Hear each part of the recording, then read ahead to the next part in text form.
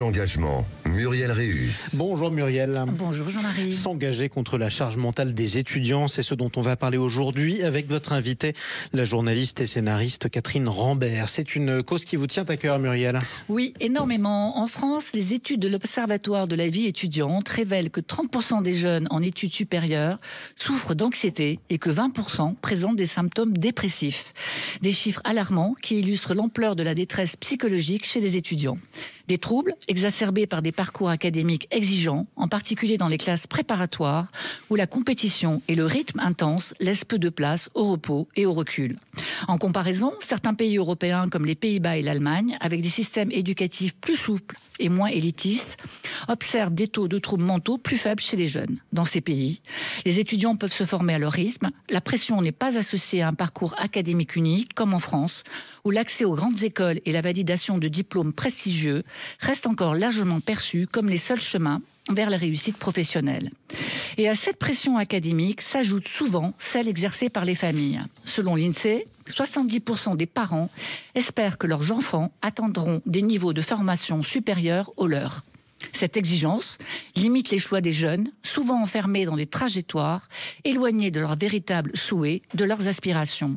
Évidemment, ce désir des parents est compréhensible, mais il impose une attente supplémentaire, une crainte omniprésente de décevoir ou d'échouer. Si la culture française de la performance produit des cerveaux que le monde entier nous envie, cette course à l'excellence contribue à instaurer un climat de pression excessive et étouffant pour nombre de jeunes en quête de sens et d'équilibre. Plus de fluidité, plus d'exploration personnelle, une réforme des critères de recrutement pourrait favoriser la diversité des talents. Tenir compte des expériences variées, des qualités humaines, des activités extrascolaires, de l'adaptabilité permettrait aux jeunes de se projeter avec plus de sérénité dans leur avenir. Dans les pays scandinaves, de plus en plus d'entreprises valorisent l'intelligence émotionnelle, l'implication, accordent moins d'importance au prestige d'une école ou d'un diplôme spécifique. Alors, pourquoi pas une ouverture des mentalités de cette nature en France, une approche plus ouverte de la réussite, où chaque étape ne serait pas vécue comme un moment décisif et anxiogène, une vision holistique qui ne sacralise plus le diplôme comme seule preuve de compétence. Il est temps d'offrir à nos jeunes talents la possibilité de s'épanouir, de tracer leur propre chemin sans compromettre leur bien-être mental. Réussir sans sortir de sa zone de confort, c'est publié chez First. C'est l'un des derniers ouvrages, en tout cas, de votre invitée Muriel, puisqu'on accueille Catherine Rambert sur Sud Radio. Bienvenue à vous. Bonjour. Vous êtes journaliste, scénariste, autrice de plusieurs ouvrages, dont la collection Petite Philosophie. Vous intervenez également en enseignement supérieur ou en école avec une méthode action et résultats sans risque. Vous êtes l'invitée de Muriel Réus. Bonjour Catherine. Bonjour Muriel. Alors, pourquoi avoir ressenti la nécessité d'écrire ce livre, qui est quand même à contre-courant des approches classiques du dépassement de soi ?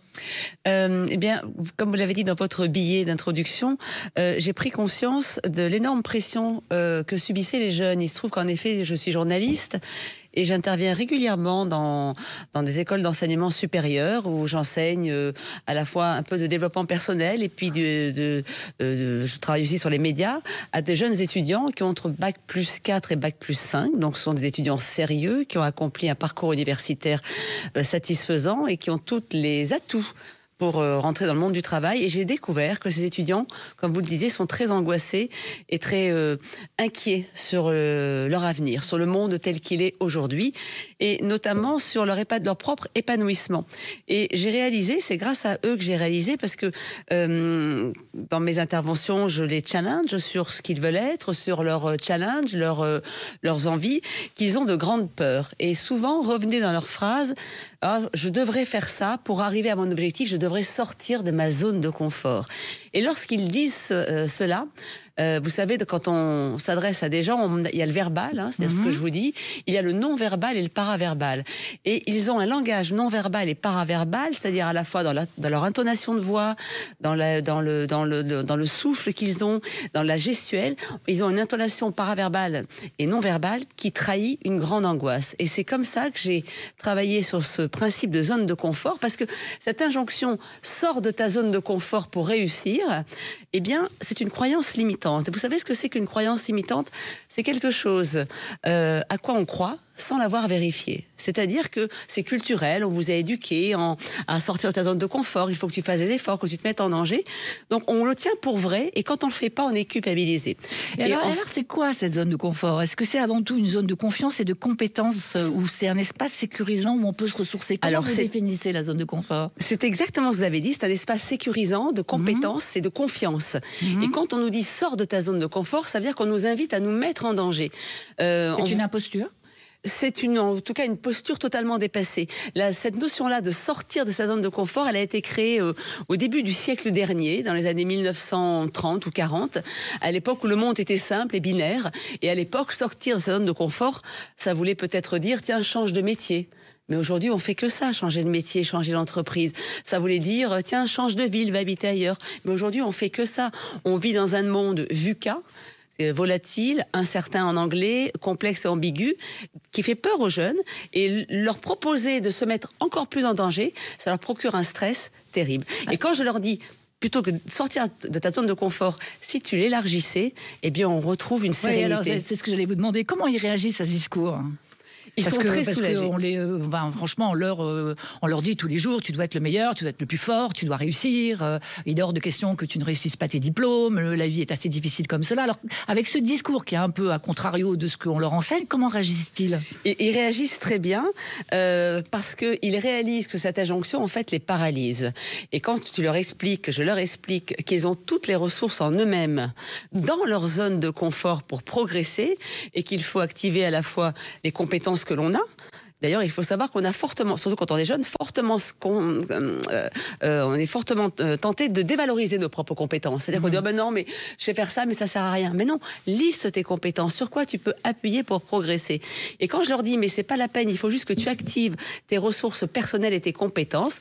Vous parliez des soft skills tout à l'heure, activer les soft skills, active une zone d'apprentissage, active une zone de projet et de progrès, eh bien, ils sont très soulagés. Alors, vous leur dites aussi, ce qui est un peu à contrario de ce qu'ils font au quotidien, cessez de perdre du temps sur les réseaux sociaux. En quoi l'utilisation excessive des réseaux sociaux peut-elle constituer un frein à la réussite? Vous leur donneriez quoi comme conseil? Eh bien, quand on propose à quelqu'un de réussir sans sortir de sa zone de confort, quand on a dit ça, il faut proposer des méthodes. Il y a plein de méthodes extrêmement efficaces qui permettent de se démultiplier en posant une action et un résultat.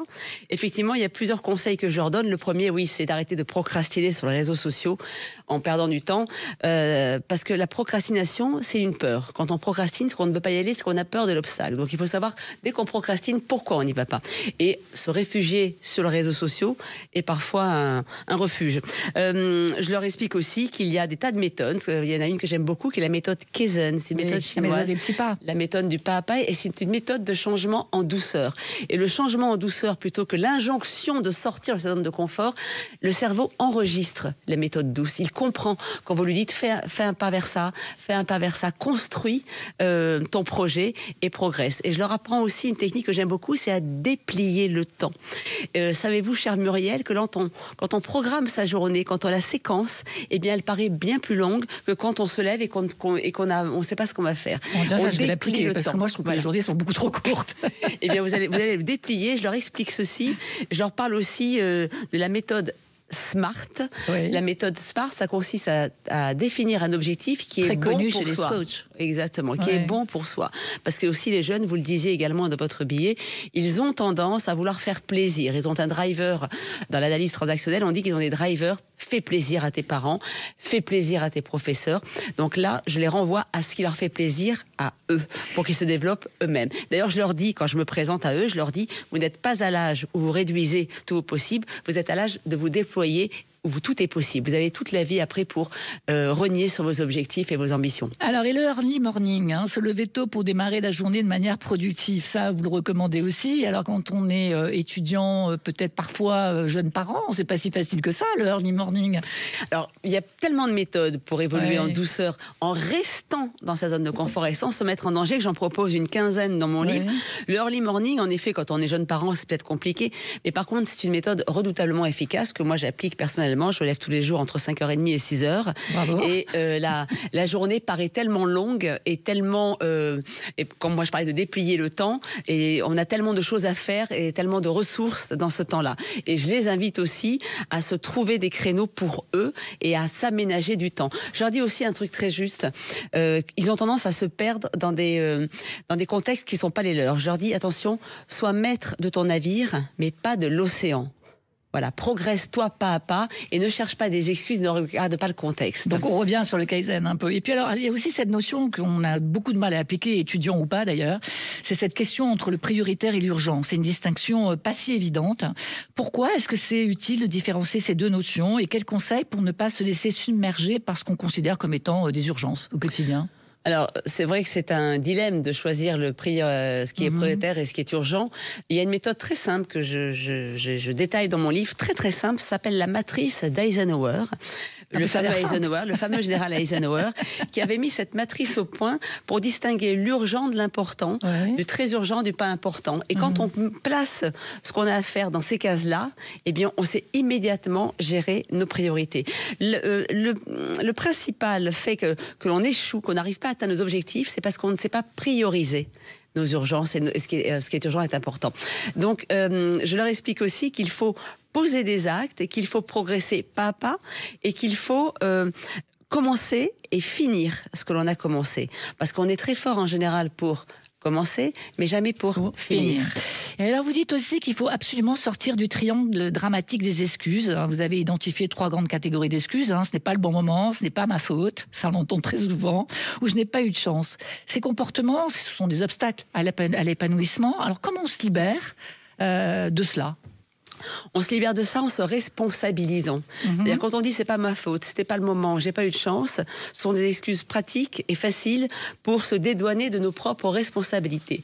Si c'était pas le moment, pourquoi tu n'as pas trouvé le bon moment ? Si c'est pas ta faute, qu'est-ce qui a fait que c'est pas ta faute ? Et si on cherche des excuses, c'est un échappatoire. Donc je leur dis, pour sortir de ce triangle, il faut se responsabiliser. On dit aussi en coaching devenir adulte, c'est-à-dire arrêter de se comporter en enfant, parce que quand on est dans le triangle dramatique des excuses, on se comporte en enfant et on devient adulte. Quand on sort de ce triangle, on apprend aussi à tirer des leçons de ces échecs, parce que j'ai un chapitre dans mon livre que j'ai appelé « Inspirez-vous des perdants ». Et non pas des gagnants. Oui, alors la culture de l'échec en France, c'est quelque chose de difficile. Autant aux États-Unis, c'est une vraie valorisation, autant chez nous, on a du mal avec ça. Et d'ailleurs, on ne nous raconte que des histoires de gagnants, que les belles histoires, que les réussites magnifiques. Or, il y a tellement à apprendre des échecs que je dis à mes étudiants, avant d'échouer vous-même, inspirez-vous des échecs des autres, c'est déjà plus facile et plus pratique, pour ne pas les reproduire également. Et donc, effectivement, on sort du triangle dramatique aussi en apprenant de ces échecs et en intégrant le fait qu'un échec est une leçon. Alors, il y a une histoire que j'aime beaucoup, que vous donnez dans votre livre. C'est cette professeure de psychologie qui, devant un amphithéâtre comble, commence son cours sur la gestion du stress. Elle tient un verre d'eau à la main, elle se lève et elle demande aux étudiants, à votre avis, combien pèse ce verre d'eau ? Vous poursuivez l'histoire ? Mais oui, effectivement, c'est une professeure qui tient un verre d'eau à la main et qui dit combien pèse ce verre d'eau. Alors, les étudiants disent 15 grammes, 30 grammes. Ils lancent des chiffres comme ça. Et elle dit le verre d'eau va peser d'autant plus lourd que je le garderai longtemps à la main. C'est-à-dire, quand on règle pas un problème, eh bien, il s'amplifie. Si vous réglez un problème tout de suite, ça reste un petit problème. Si vous ne le réglez pas, eh bien, le verre d'eau devient de plus en plus lourd. J'adore raconter ce genre de fable à mes étudiants, également comme la fable des gros cailloux, parce qu'on voit pareil dans leur non-verbal et paraverbal s'illuminer leur regard et ils comprennent que leur parcours passe par cette posture adulte où on règle des problèmes, où on apprend de ses échecs, où il n'y a pas de honte à échouer et surtout, ils vont apprendre à démultiplier leurs compétences, ça va les déstresser en restant dans leur zone de confort. Dès que vous dites à quelqu'un « reste dans ta zone de confort, tu as toutes les ressources, que penses-tu de ça ?» Ils sont extrêmement soulagés. Et vraiment, je vais contre ce postulat, contre cette imposture, vous le disiez tout à l'heure, ou cette posture qui consiste à dire « sors de ta zone de confort ». Cette formule, c'est un bijou de rhétorique parce qu'elle est extrêmement culpabilisante. Et quand vous n'en sortez pas, vous dites « mon Dieu, donc c'est pour ça qu'il m'arrive rien, que je ne vais pas réussir ». Mais quand on vous donne cette injonction, vous ne savez pas, il y a plein de gens qui sont sortis de leur zone de confort et qui ont échoué. Vous donnez des exemples d'ailleurs dans votre livre ? J'en donne un certain nombre et je vous dis un truc, je raconte une chose très simple aussi. On parle, vous savez que c'est un petit peu des méthodes de coaching, ce que l'on dit, le coaching a été inventé au départ pour les sportifs. Et un sportif, on sort des JO, les sportifs de très haut niveau ne sortent jamais de leur zone de confort.